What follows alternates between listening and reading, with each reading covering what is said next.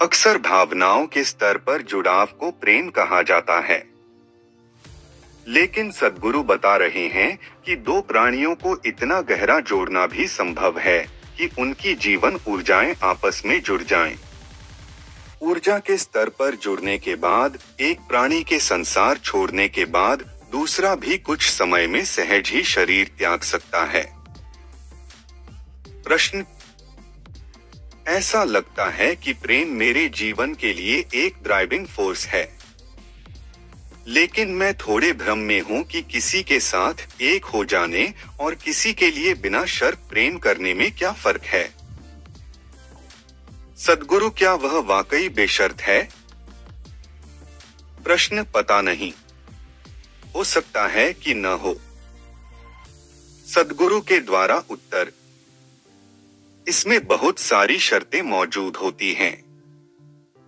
आपने दूसरे इंसान के लिए जो शर्तें तय की हैं, उससे आपकी जो उम्मीदें हैं, अगर वे सब कल टूट जाएं, तो यही प्रेम क्रोध और फिर नफरत में बदल जाएगा। इसलिए अगर हमें आपके प्रेम को कायम रखना है, तो हमें दूसरे इंसान को इस तरह कंट्रोल करना होगा कि वह सिर्फ वही करे जो आप उससे उम्मीद करते हैं, वरना यह बढ़िया प्रेम बहुत बुरे गुस्से में बदल जाएगा। प्रेम जीवन का बहुत नाजुक आयाम है। मैं रिश्तों को कम करके आंकने की कोशिश नहीं कर रहा हूँ, मगर उसकी सीमाओं को जानने में कोई बुराई नहीं है। उसकी अपनी सीमाएं हैं, लेकिन इसका मतलब यह नहीं है कि वह खूबसूरत नहीं है। एक फूल बहुत सुंदर होता है, लेकिन अगर मैं उसे कुचल दूं, तो 2 दिनों में वह खाद बन जाएगा। मैं एक पल में एक फूल को नष्ट कर सकता हूं, मगर क्या इससे फूल की सुंदरता और अहमियत कम हो जाती है? नहीं। इसी तरह आपका प्रेम बहुत नाजुक है। उसके बारे में काल्पनिक धारणाएं न बनाएं। साथ ही मैं उससे जुड़ी सुंदरता से इनकार नहीं कर रहा हूं। लेकिन अगर आप जीवन के इतने क्षणभंगुर आयाम को अपने जीवन का आधार बनाते हैं, तो स्वाभाविक रूप से आप हर समय चिंतित और बेचैन रहेंगे, क्योंकि आप इतने नाजुक फूल पर बैठे हुए हैं।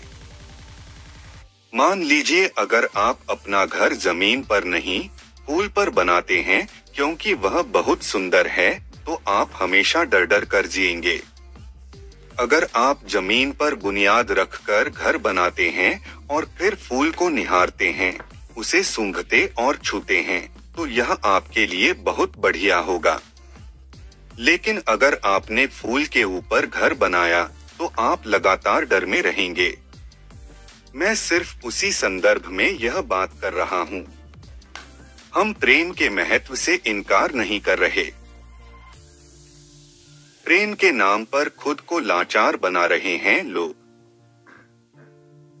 हालांकि मैं ये सबके लिए नहीं कहना चाहता, मगर बहुत से लोगों के लिए ऐसा ही है कि एक स्तर पर प्रेम बस उनकी एक जरूरत है, जिसके बिना वे नहीं जी सकते।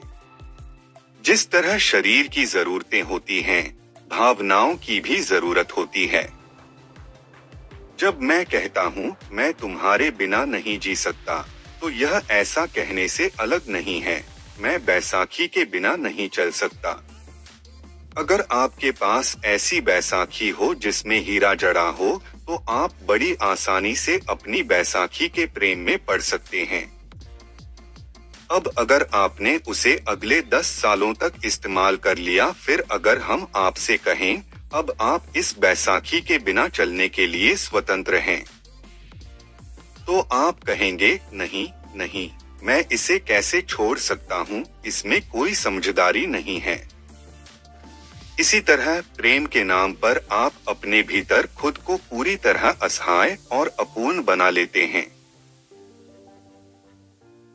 क्या इसका मतलब यह है कि इसमें कोई सुंदरता नहीं है, इसका कोई दूसरा आयाम नहीं है?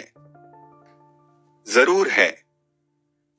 ऐसे बहुत सारे लोग हुए हैं जिन्होंने ने इस तरह जीवन जिया कि वे दूसरे के बिना अपना अस्तित्व नहीं रख सकते थे। अगर वाकई ऐसा होता है कि दो लोग एक की तरह हो जाते हैं, तो यह बहुत अद्भुत है। राजस्थान की एक घटना।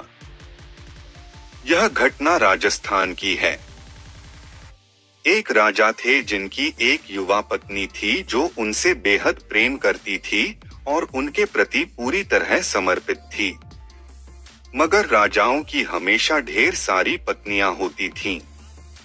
इसलिए जिस तरह रानी उनके ध्यान में पूरी तरह डूबी रहती थी, उसे यह काफी मूर्खतापूर्ण लगता था। वह हैरान होता था और उसे यह अच्छा भी लगता था, लेकिन कई बार अति हो जाती थी। फिर वह उसे थोड़ा दूर करके बाकी रानियों के साथ समय बिताता था, लेकिन वह स्त्री उसके लिए पूर्ण रूप से समर्पित थी।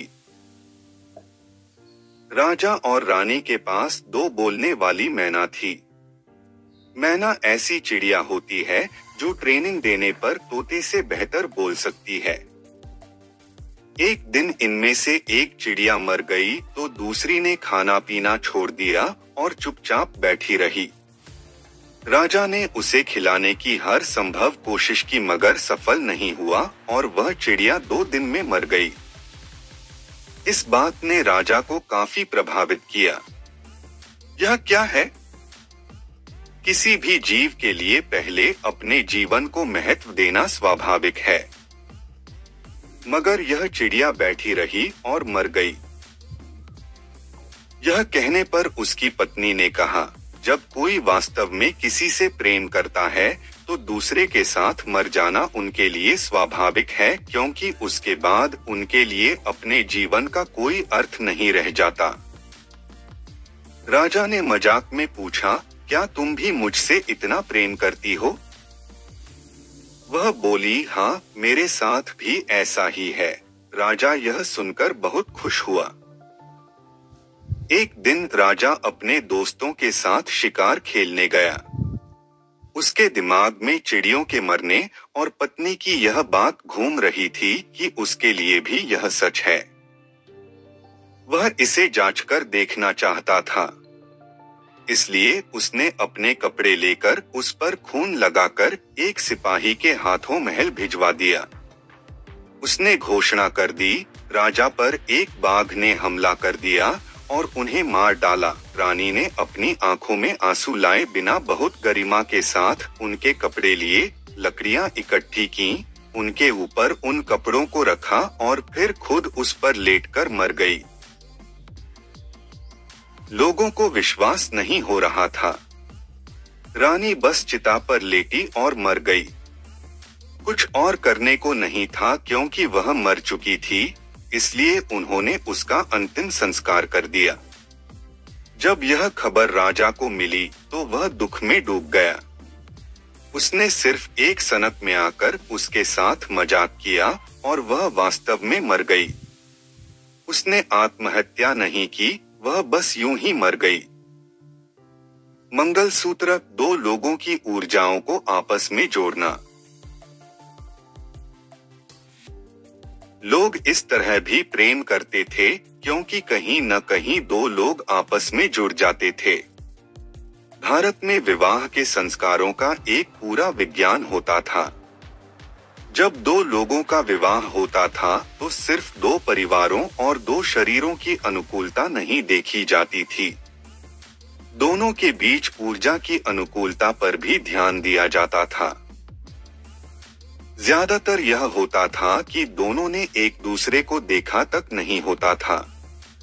इससे कोई फर्क नहीं पड़ता था क्योंकि उनकी अनुकूलता कोई ऐसा व्यक्ति तय करता था जो इस बारे में उनसे बेहतर जानता था। अगर वे खुद चुनाव करते तो उनका चुनाव नाक, आंख व बाकी की कई चीजों के आधार पर होता। ये चीजें विवाह के 3 दिन बाद कोई मायने नहीं रखती। अगर आपकी पत्नी की आंखें बहुत खूबसूरत हों, मगर वह सिर्फ आपको गुस्से से घूरती रहे, तो उसका क्या फायदा? जब विवाह जानकार लोगों द्वारा तय किया जाता था, तो वे मंगलसूत्र नाम की एक चीज बनाते थे। मंगलसूत्र का मतलब है पवित्र धागा। पवित्र धागा तैयार करना एक विस्तृत विज्ञान है। हम रुई के कुछ रेशे लेकर उसमें सिंदूर और हल्दी लगाते हैं, फिर उसे एक खास तरह से ऊर्जा दी जाती है।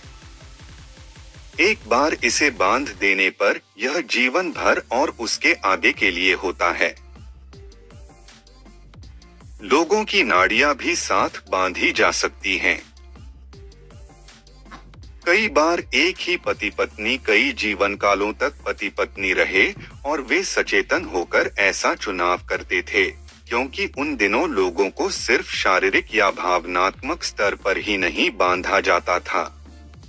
आप शरीर, मन और भावना के स्तर पर जो करते हैं वह मृत्यु के साथ समाप्त हो जाता है, मगर आप ऊर्जा के स्तर पर जो करते हैं वह हमेशा रहता है।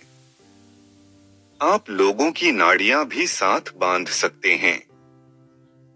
इसीलिए इस रिश्ते को जीवन भर के लिए माना जाता था। इस पर फिर से विचार करने का कोई प्रश्न नहीं था, क्योंकि आपकी समझ से कहीं गहरी किसी चीज को ऐसे लोगों द्वारा जोड़ा जाता था जो जानते थे कि क्या किया जाना चाहिए। आजकल भी वे प्रक्रियाएं की जाती है, मगर यह ऐसे लोग करते हैं जिन्हें इसके बारे में जानकारी नहीं होती। इसलिए लोग स्वाभाविक कुदरती रूप से इनकार करते हैं। हम यह धागा नहीं पहनना चाहते, अब आप उसे पहनें या नहीं, इससे कोई फर्क नहीं पड़ता, क्योंकि उसके पीछे का विज्ञान नष्ट हो चुका है। जब यह प्रक्रिया ऐसे लोग करते थे जो जानते थे कि इसे कैसे करना है, तो उन दो लोगों के दिमाग में यह बात नहीं उठती थी कि इस व्यक्ति को मेरी पत्नी होना चाहिए या नहीं। क्या यह व्यक्ति हमेशा मेरा पति रहेगा? यह रिश्ता बस चलता रहता था। वह मृत्यु के साथ भी नहीं खत्म होता था। भारत में ऐसे कई दंपति, शादीशुदा कपल हैं जिनमें एक की मृत्यु हो जाने पर दूसरा कुछ महीनों के अंदर चला जाता है, चाहे वह बिल्कुल स्वस्थ ही क्यों न हो, क्योंकि उनकी ऊर्जा इस तरह एक साथ बांध दी जाती है। अगर आप किसी दूसरे इंसान से इस तरह बंधे हैं कि दो लोग एक बनकर रहते हैं, तो यह अस्तित्व का बहुत अच्छा तरीका है। यह एक चरम संभावना नहीं है, मगर फिर भी जीने का एक खूबसूरत तरीका है। प्रेम अपने आप में लक्ष्य नहीं है, आनंद लक्ष्य है। आज जब लोग प्रेम की बात करते हैं तो वे सिर्फ उसके भावनात्मक इमोशनल पक्ष की बात करते हैं। भावनाएं आज कुछ कहेंगी और कल कुछ। जब आपने पहली बार यह रिश्ता बनाया था तो आपने सोचा था यह हमेशा के लिए है, मगर 3 महीने के अंदर आप सोचने लगे, आखिर मैं इस इंसान के साथ क्यों हूँ, क्योंकि यह रिश्ता आपकी पसंद और नापसंद के अनुसार चल रहा है। इस तरह के रिश्ते में आप सिर्फ कष्ट उठा सकते हैं, क्योंकि जब कोई रिश्ता अस्थिर होता है, जब वह कभी हाँ कभी ना में होता है, तो आप भयानक पीड़ा और कष्ट से गुजरते हैं, जो बिल्कुल अनावश्यक है। प्रेम का मकसद पीड़ा पैदा करना नहीं है, हालांकि पीड़ा को लेकर बहुत सी कविताएं लिखी गई हैं। आप प्रेम में इसलिए पड़ते हैं क्योंकि उससे आप आनंद में डूब जाते हैं। प्रेम लक्ष्य नहीं है, आनंद लक्ष्य है। लोग किसी के साथ प्रेम में पड़ने को लेकर पागल होते हैं, भले ही वे कई बार घायल और चोटिल हो चुके हों, क्योंकि प्रेम में पड़ने का अनुभव उनके लिए बहुत आनंददायक था। प्रेम बस आनंद का जरिया है। फिलहाल अधिकांश लोग आनंदित होने का यही तरीका जानते हैं, मगर अपनी प्रकृति से आनंदित होने का भी एक तरीका है। अगर आप आनंदित हैं तो प्रेम पूर्ण होना कोई समस्या नहीं है, आप वैसे ही प्रेम से भरे होंगे। बस जब आप प्रेम में आनंद खोजते हैं, तब आप यह चुनने लगते हैं कि आपको किसके साथ प्रेम पूर्ण होना है। मगर जब आप आनंदित होते हैं तो आप किसी भी चीज को देखकर उससे प्रेम कर सकते हैं, क्योंकि उसमें उलझने का कोई डर नहीं होता। जब उलझने का डर नहीं होता, तभी आप जीवन के साथ भागीदारी को जान सकते हैं।